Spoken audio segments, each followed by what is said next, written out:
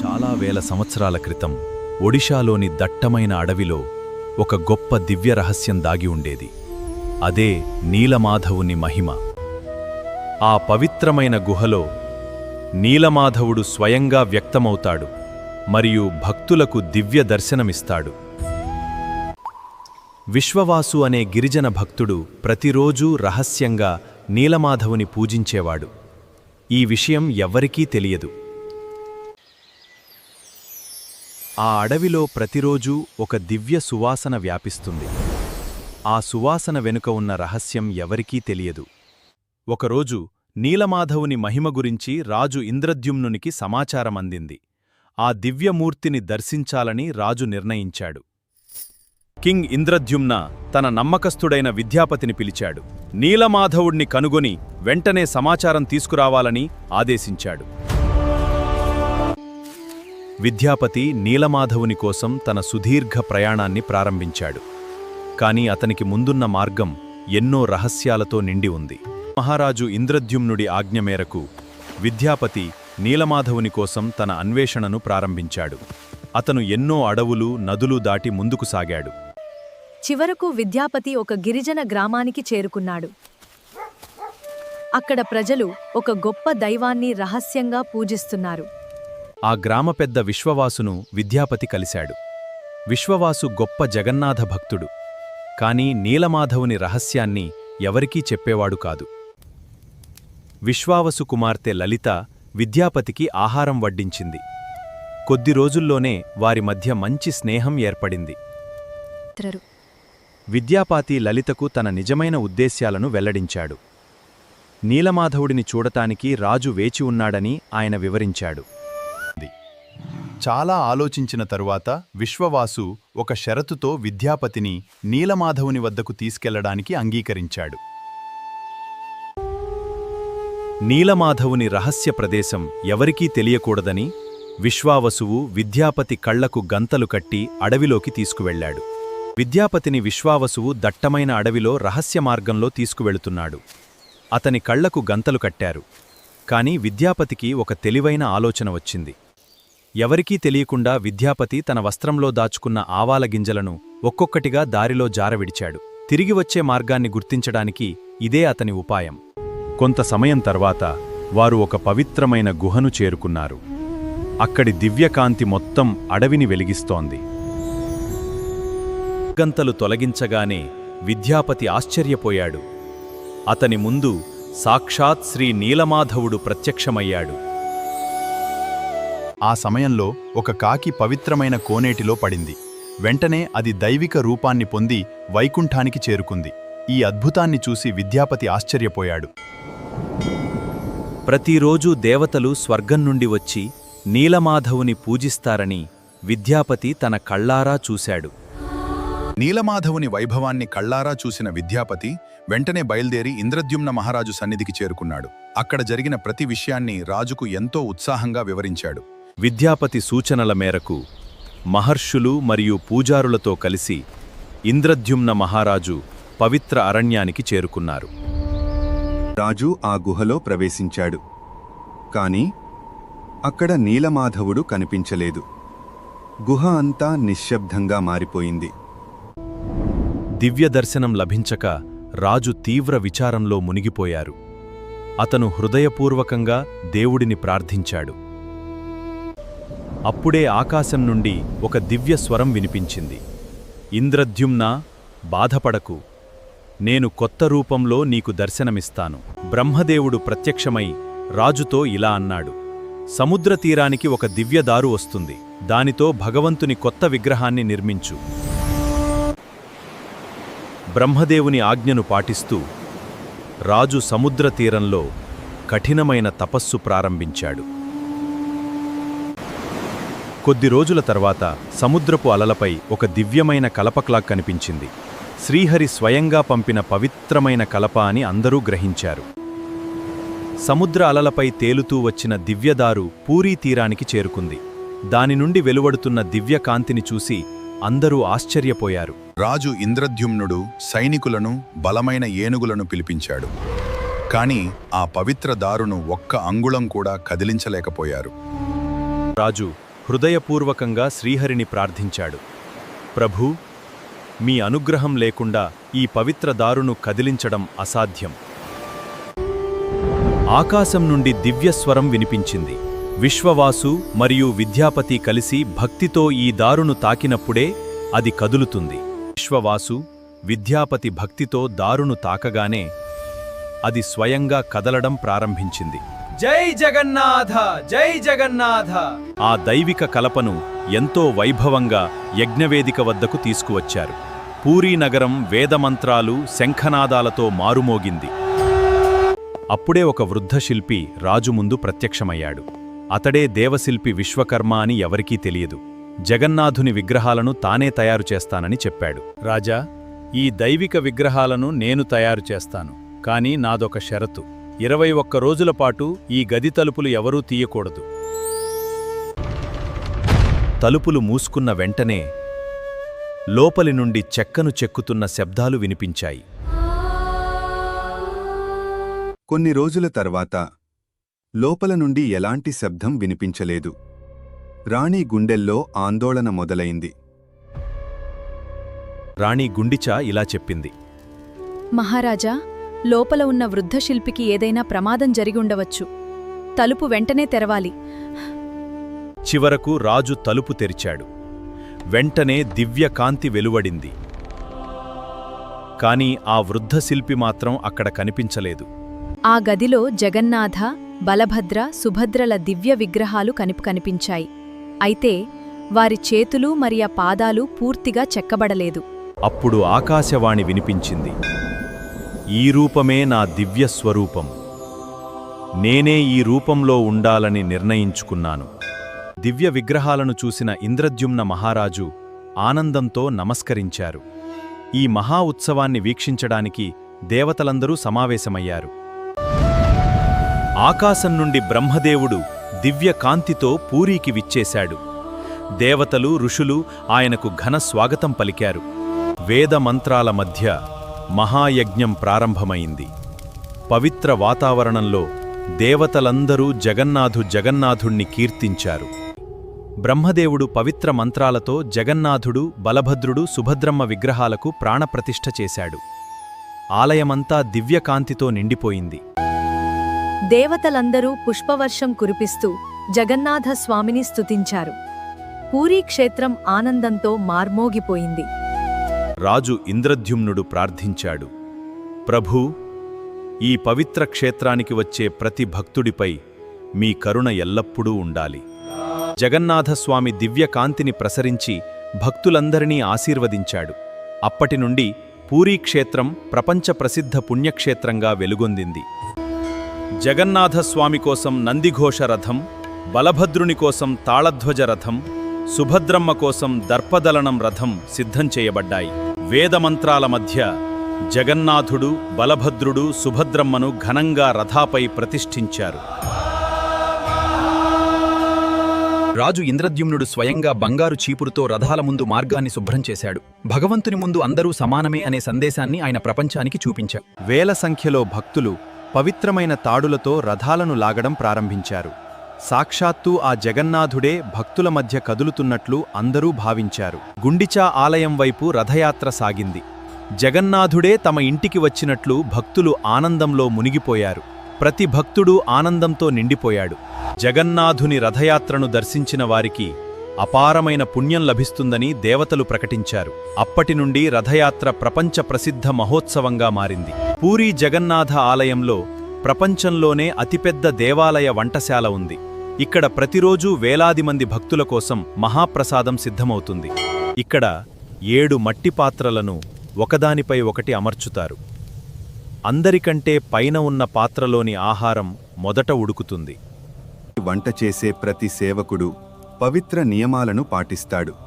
భగవంతునికి సమర్పించే ప్రతి వంటకం భక్తితో తయారు చేయబడుతుంది.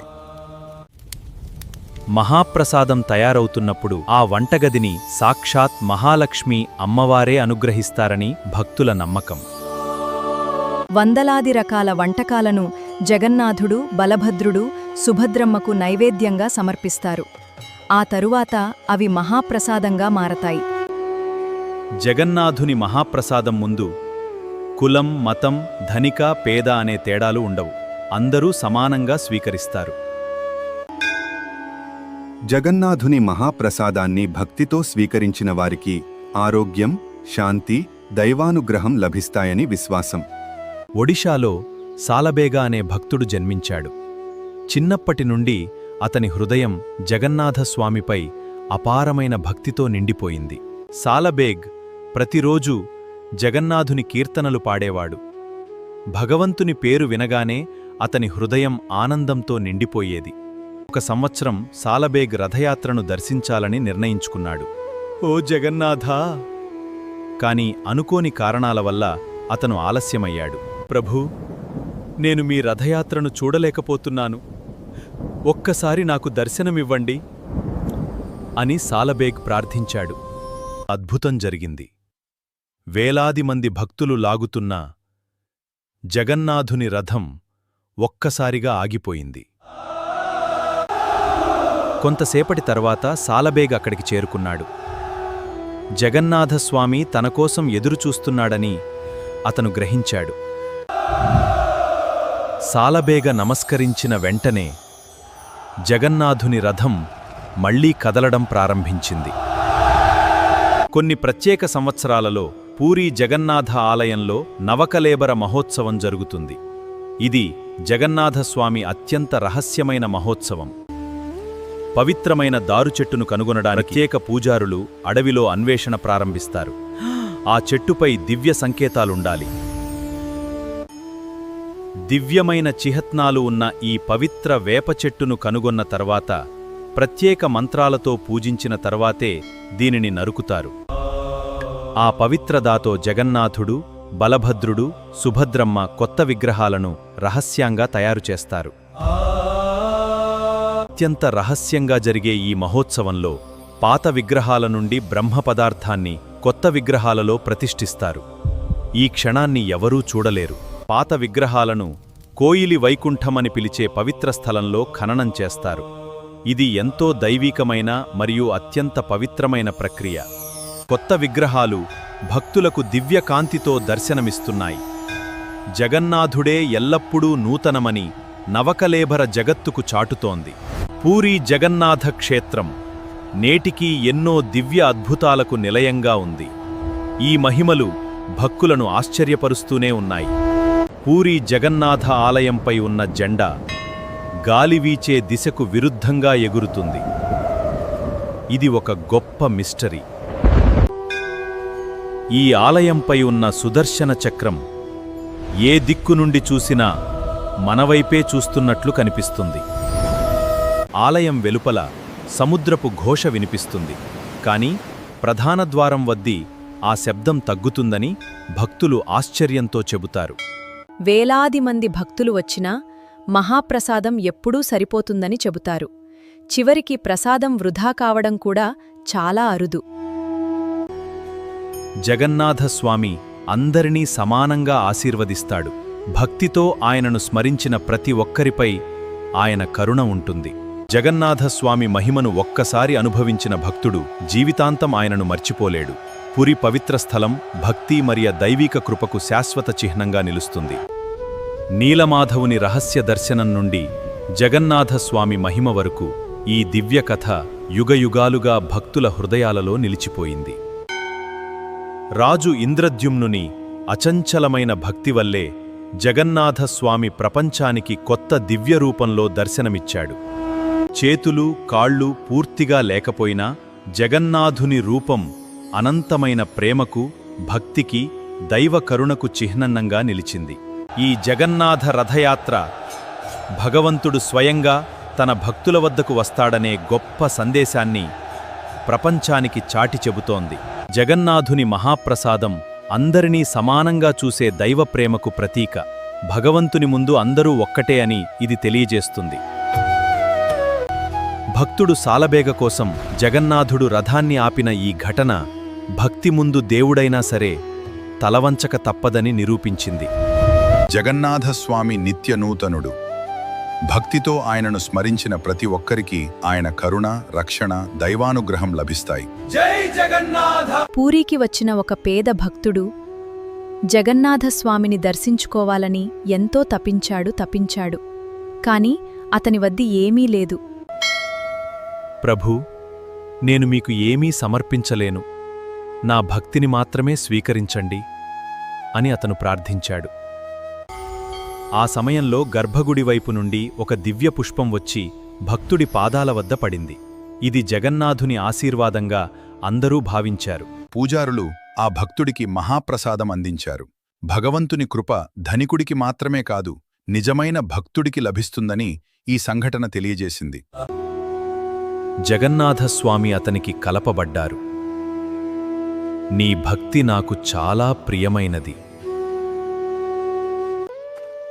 ఆ రోజు నుండి అతని జీవితం మారిపోయింది. అతనికి భౌతిక సంపద కంటే ఆధ్యాత్మిక ఆనందం గొప్పదని తెలిసింది. జగన్నాథస్వామి అందరినీ సమానంగా ప్రేమిస్తాడు. భక్తితో ఆయనను స్మరించిన ప్రతి ఒక్కరిపై ఆయన కరుణ ఎల్లప్పుడూ ఉంటుంది. పూరీ జగన్నాథ క్షేత్రాన్ని నీలాచల క్షేత్రమని కూడా పిలుస్తారు. ఈ పవిత్ర భూమి వేలాది సంవత్సరాలుగా దైవ మహిమతో వెలుగొందుతోంది. పురాణాల ప్రకారం ప్రతిరోజూ అదృశ్య రూపంలో ఉన్న దేవతలు వచ్చి జగన్నాథస్వామిని సందర్శిస్తారని చెబుతారు. పూరీ సముద్ర తీరం కూడా పవిత్రమైనదిగా భావిస్తారు. ఈ సముద్ర స్నానం పాపాలను తొలగిస్తుందని భక్తుల విశ్వాసం. జగన్నాథస్వామి నీలమాధవుని దివ్య స్వరూపమే. భక్తి, ప్రేమ, కరుణ ఈ క్షేత్రంలో ఎప్పటికీ నిలిచి ఉంటాయి. ప్రపంచం నలుమూలల నుండి భక్తులు పాదయాత్రగా పూరీకి వస్తారు. జగన్నాథుని దర్శనం కోసం వారు ఎన్నో కష్టాలను భరిస్తారు. జగన్నాథస్వామి తన భక్తులను ఎప్పుడూ నిరాశపరచడు. నిజమైన భక్తిని ఆయన ఎప్పటికీ స్వీకరిస్తాడు.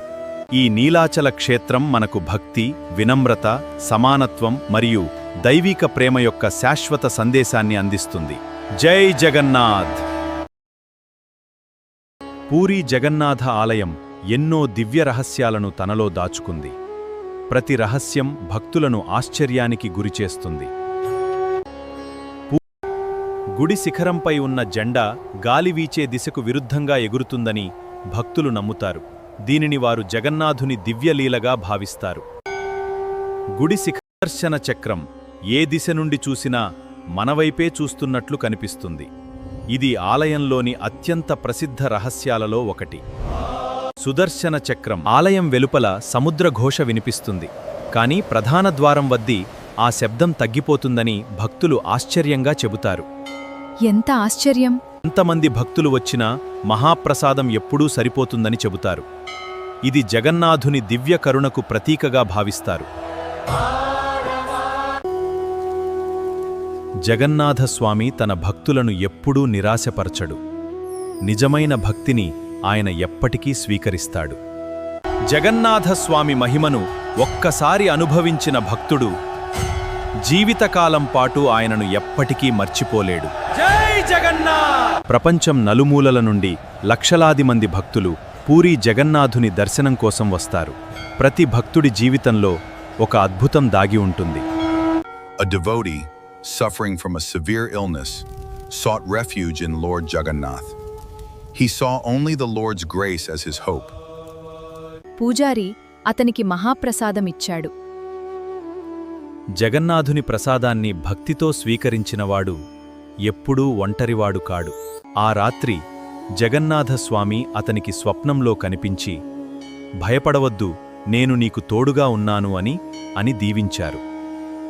కొద్ది రోజుల తరువాత అతని ఆరోగ్యం మెరుగుపడింది. తన జీవితంలో జరిగిన ఈ మార్పును జగన్నాథుని కృపగా అతను భావించాడు. జగన్నాథస్వామిపై విశ్వాసముంచిన భక్తులు ఎన్నో దివ్య అనుభవాలను పొందారు. వారి కథలు నేటికీ భక్తులను ప్రేరేపిస్తూనే ఉన్నాయి. జగన్నాథస్వామి తన భక్తులను ఎప్పుడూ మరచిపోడు. నిజమైన భక్తి ఉన్న చోట ఆయన కరుణ తప్పకుండా ఉంటుంది. జై జగన్నాథ్! నీలమాధవుని రహస్య దర్శనం నుండి జగన్నాథస్వామి వైభవం వరకు ఈ దైవిక గాథ భక్తి, ప్రేమ మరియు దైవిక కృపతో నిండి ఉంది. రాజు ఇంద్రద్యుమ్నుని అచంచలమైన భక్తి వల్లే జగన్నాథస్వామి ప్రపంచానికి దివ్యరూపంలో దర్శనమిచ్చాడు. జగన్నాథుని రథయాత్ర ప్రపంచానికి చాటి చెబుతుంది, ఆ దేవుడే తన భక్తుల మధ్య విహరిస్తాడనే ఈ శాశ్వతమైన సందేశాన్ని. జగన్నాథుని మహాప్రసాదం ముందు కులం, మతం, ధనిక, పేద అనే తేడాలు ఉండవు. భగవంతుని ముందు అందరూ సమానమే. భక్త సాలబేగ్ కోసం జగన్నాథస్వామి రథాన్ని ఆపిన సంఘటన భక్తి ముందు భగవంతుడు కూడా తలవంచుతాడని ప్రపంచానికి చూపించింది. నవకలేభరం జగన్నాథస్వామి నిత్యనూతనుడు అనే సత్యాన్ని తెలియజేస్తుంది. శరీరం మారినా దివ్య చైతన్యం శాశ్వతంగా ఉంటుంది. జగన్నాథస్వామి మనకు ప్రేమ, భక్తి, వినయం, సమానత్వం అనే శాశ్వత సందేశాన్ని అందిస్తాడు. నిజమైన భక్తితో ఆయనను స్మరించినవాడు ఎప్పుడూ ఒంటరివాడు కాడు. ఇదే పూరీ జగన్నాథస్వామి పూర్తి దివ్యకథ. నచ్చితే ఒక లైక్ చేయండి, మా ఛానల్ను సబ్స్క్రైబ్ చేయండి. మరిన్ని యానిమేషన్ కథల కోసం మాతోనే ఉండండి. జై జగన్నాథ్.